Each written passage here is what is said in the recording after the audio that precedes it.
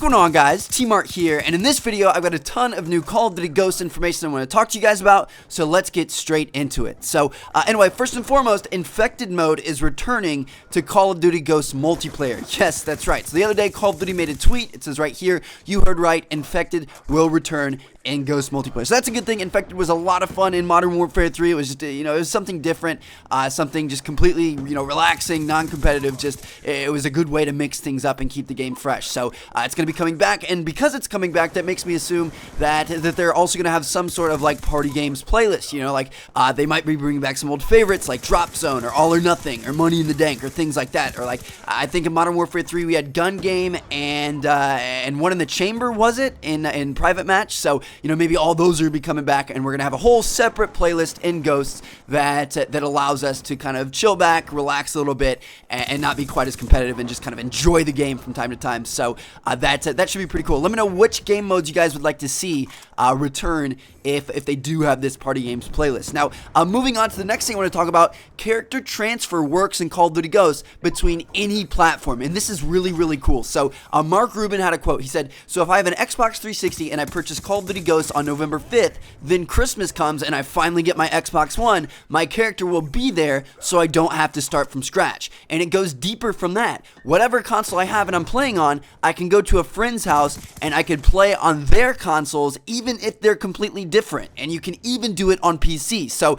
this is crazy. If you have multiple consoles, or if you go to a friend's house, or if you upgrade consoles, whatever it is, your character stays with you. You aren't going to lose your progression, you aren't going to lose your levels, you aren't going to lose your unlocks. It's all going to stay the same, and you can just flip back and forth between the two. Like maybe you like to play it on PC sometimes, but you're primarily a PS4 player.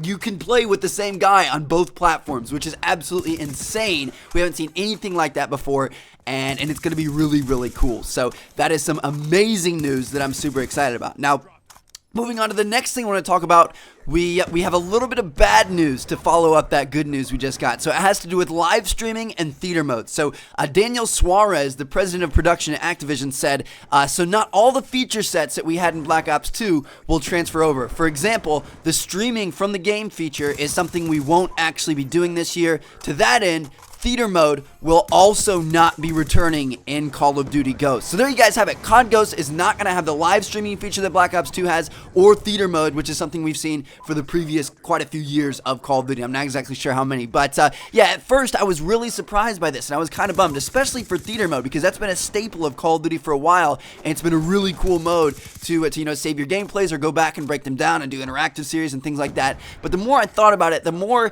it kind of makes sense. Like, it's really not that big of a deal. It's not as bad as it seems it is. So if you think about it, I mean, there's really not as much of a need for it anymore. The purpose of theater was to be able to save your gameplays if you didn't have a capture card, so you could go back and look at them later or record them later, anything like that. And because this year we're making the switch to next-gen consoles, they both have built-in capture cards, so you can already record your gameplay. And then also, they both have a live streaming feature, so you can live stream straight from the console. There's no reason to have an in-game live streaming feature built in, like Black Ops 2 did. So, for that reason, it's not as much of a necessity as it is anymore. And then also, there are a lot of people and a lot of rumors that theater mode had something to do with the connectivity issues. It's partially why, sometimes you get a bad connection, or it doesn't seem like your shots are on target, or things like that, because it's got this thing in the game that's trying to record every single person's perspective, and it just, it messed with everything that was going on in multiplayer. So, if it's gone, then maybe we'll have better connections, and there will be less lag compensation and,